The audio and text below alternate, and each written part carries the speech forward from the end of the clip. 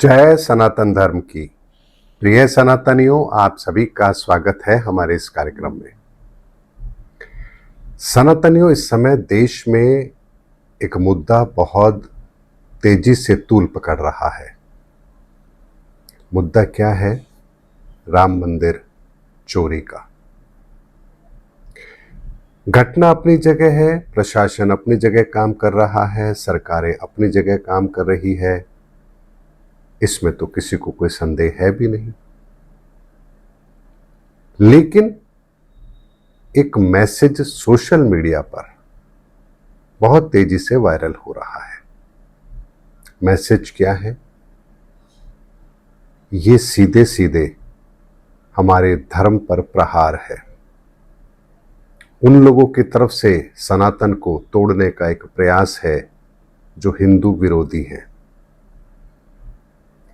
चोरियां तो मंदिर में होती रहती हैं, कोई बड़ी बात नहीं है, लेकिन इस राम मंदिर की चोरी को लेकर के हिंदू समाज को तोड़ने का प्रयास हो रहा है, सनातन को बदनाम करने का प्रयास हो रहा है। ऐसा एक मैसेज बहुत तेजी से वायरल हो रहा है।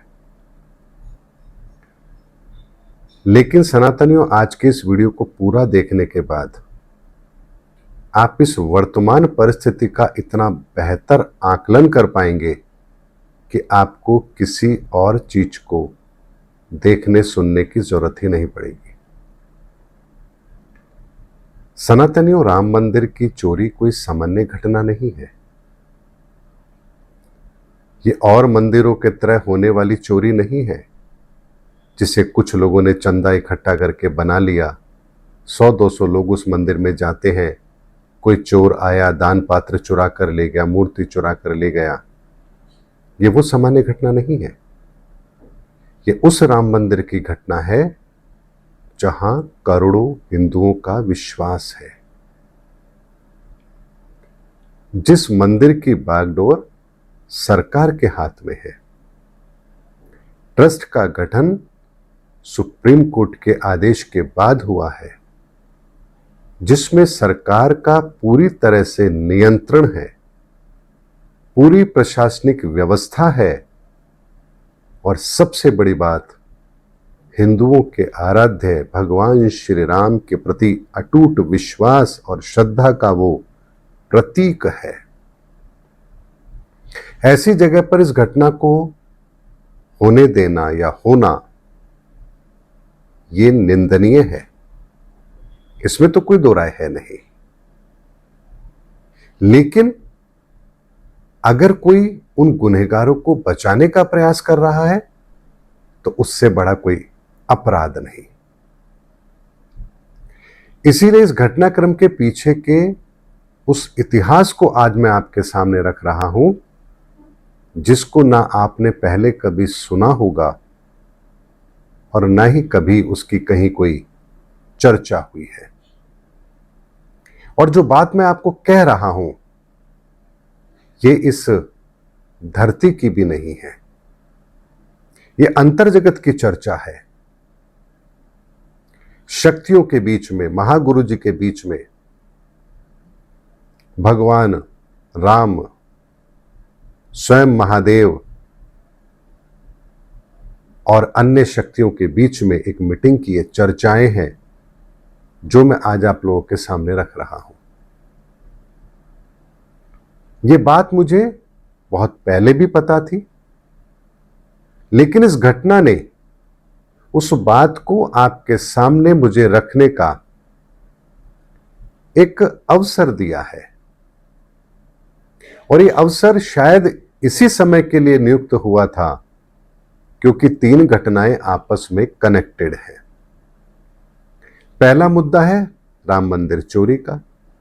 हमारे सामने लोगों के वो चेहरे आए हैं जिन्हें हम कभी शायद नहीं देख पाते।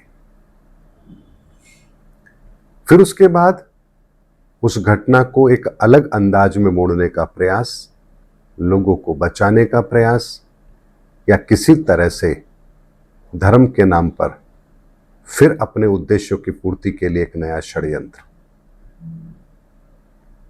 लेकिन महत्वपूर्ण प्रश्न यह है आखिर ऐसा हुआ क्यों?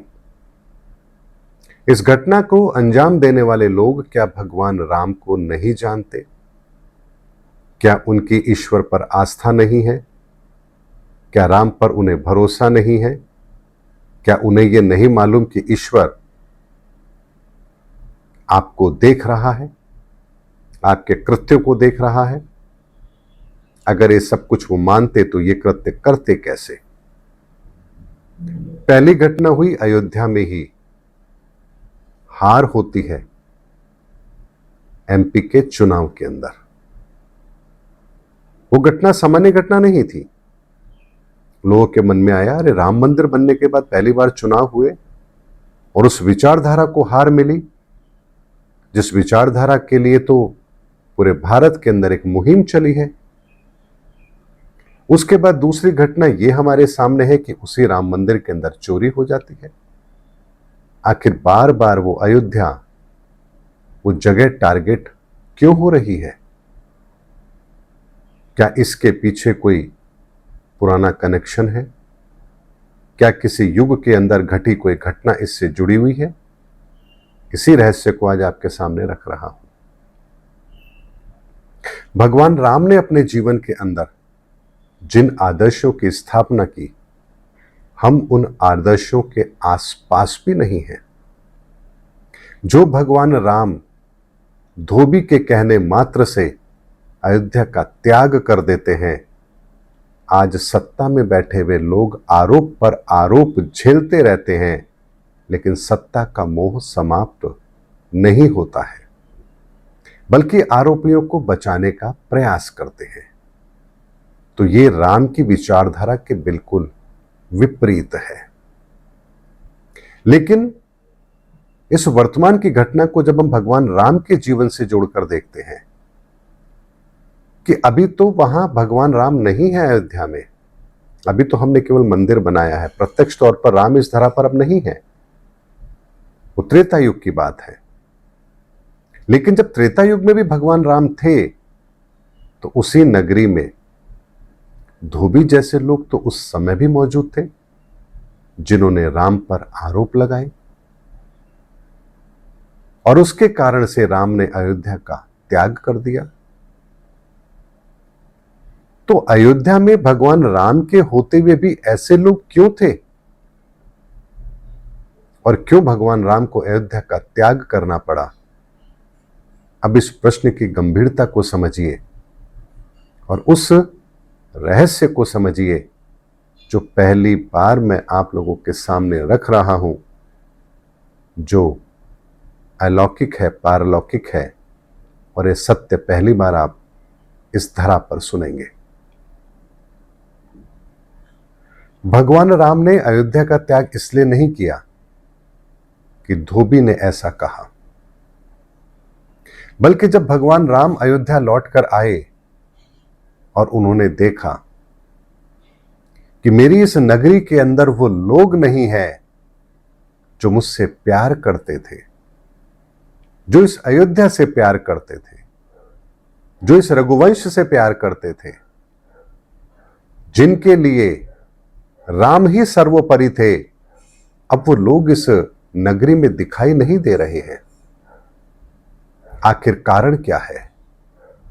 कारण जानना चाहा, वेश बदला, निकले रात को नगर के अंदर भ्रमण करने। तो एक घर में, धोबी के घर में, ये चर्चा हो रही थी। वो अपनी स्त्री से लड़ रहा था, उसके चरित्र पर आरोप लगा रहा था, और क्या कहता है, मैं राम नहीं जो तुझे अपना लूं। ऐसे वचन जब राम ने सुने, अयोध्या के लोगों के विचार सुने, क्योंकि उस रात भगवान राम ने नगर भ्रमण में बहुत कुछ देखा, क्योंकि वो चाहते थे, जानना चाहते थे कि आखिर इस अयोध्या के वो लोग कहां चले गए जिन अयोध्या के लोगों को मैं छोड़कर गया था। लेकिन जब देखा कि यहां वो लोग हैं ही नहीं, यहां तो वो लोग हैं जिन्हें धन से प्यार है, जो लालची हैं, और ऐसे लोगों का मैं शासन करूं, उनके ऊपर शासन करूं, इस अयोध्या में मैं शासन करूं, यह तो कदाचित हो नहीं सकता। और उस विचारधारा के उस जगह उपस्थित होने पर, धोबी जैसे लोगों की विचारधारा के उस स्थान पर होने पर भगवान राम ने उस जगह का परित्याग कर दिया। लेकिन प्रश्न आता है कि आखिर वो लोग गए कहां जो राम को प्यार करते थे, जो राम के साथ थे, जिनके लिए राम ही सब कुछ थे। तो ये घटना शुरू होती है उस दिन से जब माता कैकेयी राम के लिए वनवास मांगती है। राम सहज रूप से वनवास को स्वीकार करते हैं और लक्ष्मण और माता सीता के साथ वन की ओर प्रस्थान करते हैं। अब पूरा नगर शोक में डूबा है, लोग रो रहे हैं, विलाप कर रहे हैं, राम तुम ना जाओ, आपके बिना हम कैसे जिएंगे।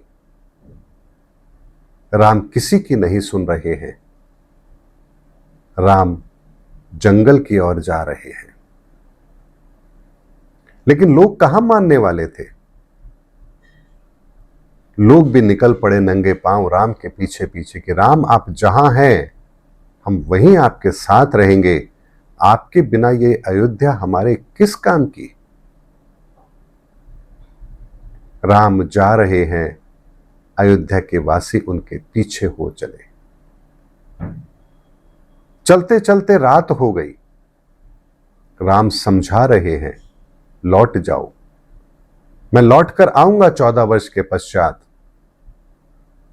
तो नगर के वो लोग कहते हैं 14 वर्ष, हम तो 14 पल भी आपके बिना नहीं रह सकते। 14 वर्ष तो हमारे लिए असंभव है। वो तमाम लोग जो राम से प्यार करते थे आज राम के साथ जंगल में जाने को तैयार है, चल पड़े हैं। सब कुछ छोड़ दिया है, पीछे मुड़कर नहीं देखा, व्यापार नहीं देखा, धन दौलत नहीं देखी, परिवार नहीं देखा, कुछ नहीं देखा, सिर्फ राम को देखा। रात्रि का समय है, ना राम सो रहे हैं, ना लक्ष्मण सो रहे हैं, ना माता सीता सो रही है। नगर के वो लोग हैं। अब राम के सामने दुविधा है, वो क्या करे। राम रात्रि के होने की प्रतीक्षा करते हैं। जैसे जैसे रात गहराती है, थके हुए वो लोग बेचारे एक एक करके सो जाते हैं। जब सब सो जाते हैं, राम रात के अंधेरे में लक्ष्मण और माता सीता के साथ उन्हें छोड़कर जंगल में आगे चले जाते हैं। सुबह होती है। जब वो लोग उठते हैं, देखते हैं राम नहीं है, माता सीता नहीं है, लक्ष्मण नहीं है।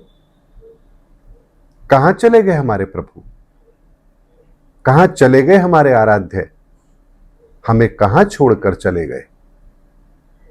रो रहे हैं, विलाप कर रहे हैं, क्योंकि उनके लिए राम के अतिरिक्त और कुछ मायने रखता ही नहीं था। विलाप कर रहे हैं, रो रहे हैं, क्या करें। अब दुविधा है, राम भी नहीं है, राम जा चुके हैं, वापस उस अयोध्या में लौट नहीं सकते, क्योंकि जिसे राम ने छोड़ दिया वहां हम कैसे जाएं। अब यहां लोगों के बीच में आपस में वार्ता होती है। एक तरफ वो लोग हैं जो कहते हैं कि हम राम के बिना तो अयोध्या लौट ही नहीं सकते, तो दूसरी तरफ वो लोग हैं वो कहते हैं कि अब हम अगर वापस जाएंगे तो लोग ताने देंगे, क्या हुआ, गए थे ना राम के पीछे, तो लोगों को हम क्या जवाब देंगे, हम लौट नहीं सकते। कुछ लोगों ने सोचा लौटना तो पड़ेगा, अब राम भी नहीं है, यहां जंगल में हम क्या करेंगे, लौटना तो पड़ेगा।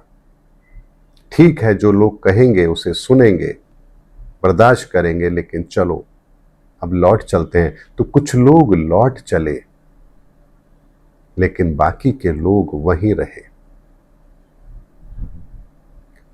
बात आती है कि अब करें क्या, क्या करें। राम की प्रतीक्षा करते हैं, राम आएंगे, तब तक हम यही प्रतीक्षा करेंगे राम के आने की, और जब राम लौट कर आएंगे तभी हम उनके साथ अयोध्या जाएंगे। लेकिन 14 वर्ष का समय बहुत लंबा समय होता है, और अपने बिना आराध्य के उन 14 वर्षों के वनवास को काटना साधारण कार्य नहीं होता है। एक पल नहीं कटता, 14 वर्ष तो बहुत होते हैं। आखिर वो लोग वहीं रुके, वहीं उन्होंने एक नगर बसा लिया, और वो रात यूं ही गुजर गई, और ईश्वर ने उन लोगों को जो परिचय दिया वो दिया, उस स्थान को जो परिचय दिया वो दिया गुजरात। गुजर गई वो रात। उस जगह पर उन लोगों ने अपने आराध्य के आने की प्रतीक्षा की।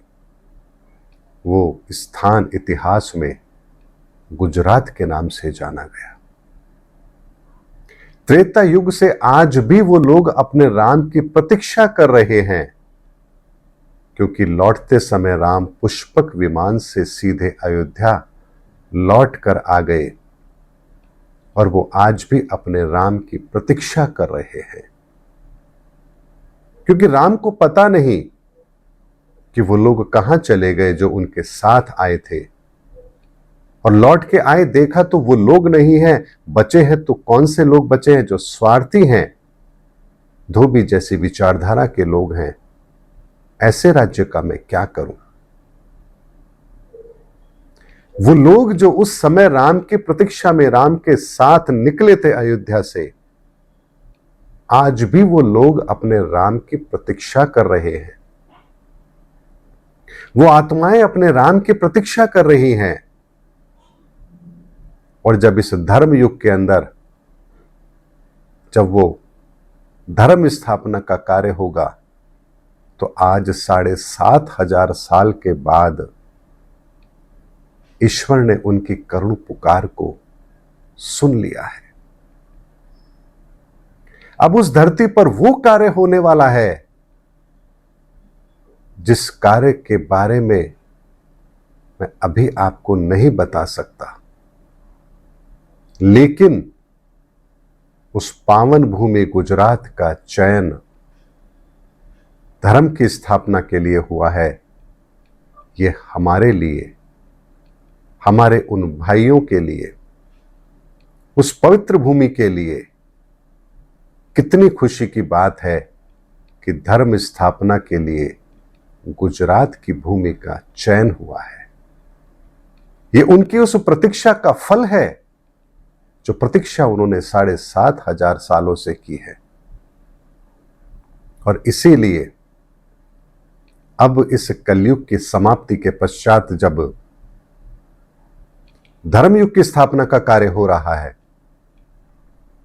तो उसमें एक ईश्वरीय संदेश में गुजरात की भूमि का चयन हुआ है।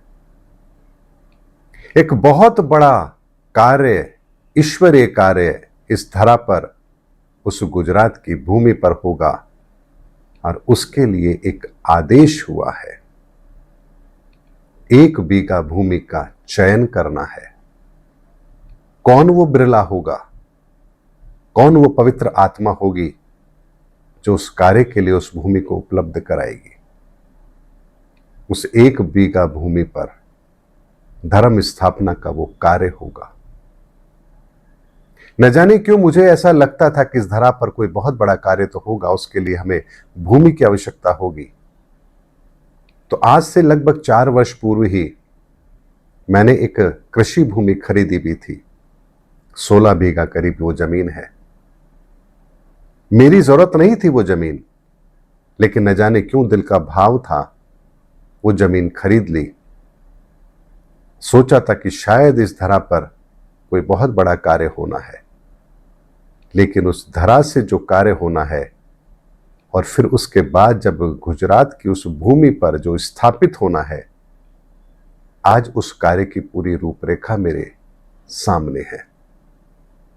इसीलिए उस गुजरात की पवित्र भूमि का चयन होना है और वहां धर्म स्थापना का वो कार्य होना है जो अब इस धर्म युग के लिए अनिवार्य है, जहां 800 करोड़ लोगों के पापों के क्षय का समाधान होना है।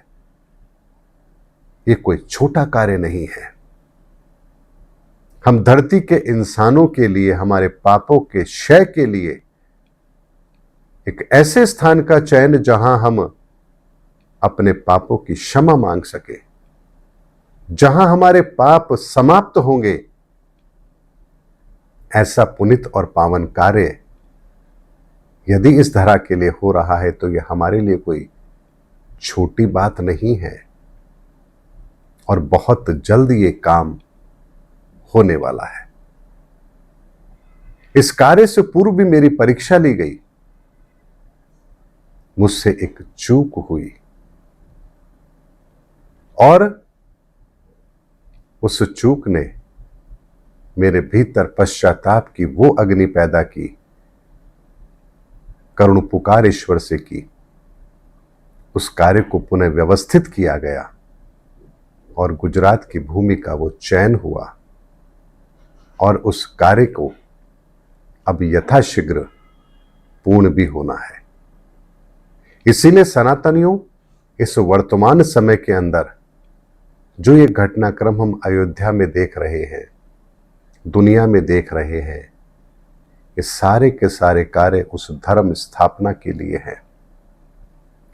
अयोध्या का वो चेहरा दुनिया के सामने तो आना ही है, क्योंकि जिस भूमि को राम ने त्याग दिया, उस भूमि पर राम कभी दोबारा आ नहीं सकते। और जहां राम ना हो वहां धर्म कैसे हो सकता है, और जहां धर्म ना हो वहां धर्म को मानने वाले लोग कैसे हो सकते हैं, और जहां धर्म को मानने वाले लोग ना हो वहां चोरी कोई बड़ा अपराध तो नहीं है।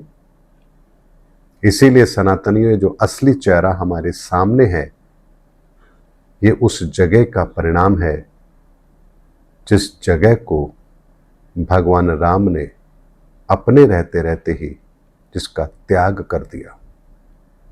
लेकिन उस भूमि का भी चयन ईश्वर ने किया है जिस भूमि पर वो लोग राम की प्रतीक्षा आज भी कर रहे हैं, और उनके लिए ये वो खुशी का पल है जब ईश्वर ने उनकी उस मांग को पूरा किया है। और राम अर्थात आपकी वो पवित्र आत्मा, वो ईश्वरीय सत्ता जो अब इस धरा पर, गुजरात की उस पावन भूमि पर स्थापित भी होगी और 800 करोड़ लोगों के कल्याण का कार्य उस भूमि से होगा। इसीलिए सनातनियों, इस धरती पर जो कुछ हो रहा है वर्तमान में, वो ईश्वरीय कार्य का हिस्सा है। इस कार्य को दृष्टा भाव से देखिए और जहां मौका मिले अपने आप को उपलब्ध जरूर कराइए। इसलिए उस 1 बीघा जमीन का चयन गुजरात के अंदर होना है। पूरे गुजरात में कहीं पर भी वो स्थान हो सकता है। कौन वो बिरला होगा, कौन वो पवित्र आत्मा होगी जो उस भूमि को उपलब्ध कराएगी। वहां फिर जो निर्माण होना है, बहुत छोटा निर्माण होना है। असंख्य लोग वहां आएंगे, अपने पापों का वहां क्षय हो करेंगे और दृढ़ निश्चय लेंगे कि धर्म युग में हम अब आगे और कोई पाप नहीं करेंगे। मुक्ति का ये मार्ग इस धरा के लिए ईश्वर ने तैयार कर दिया है, और ये हमारे लिए बहुत बड़ी खुशी की बात है। इससे बड़ा अवसर हमारे जीवन में और कुछ हो नहीं सकता। उम्मीद करता हूं सनातनियों, आज जो सच्चाई मैंने आपके सामने रखी है, यह आपको किसी शास्त्र में नहीं मिलेगी, किसी ग्रंथ में नहीं मिलेगी। इस पर आपको विश्वास है या नहीं है, ये आपके ऊपर निर्भर करता है। मैंने जो ईश्वरीय संदेश था, जो सत्य था, एक एक शब्द आपके सामने रखने का प्रयास किया है। अब ये आपके दिल में कितना उतरता है, आप सत्य को कितना समझ पाते हैं, ये आपके अपने ऊपर निर्भर करेगा। क्योंकि जैसे कर्मों की गठरी जिसकी होगी, ये बात उसको उतनी ही समझ आएगी।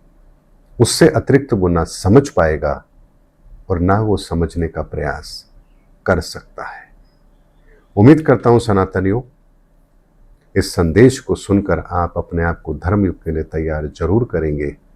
मिलेंगे अगले वीडियो के अंदर। तब तक आप सभी को जय सनातन धर्म की, जय धर्मयुग की, जय सनातन विश्व।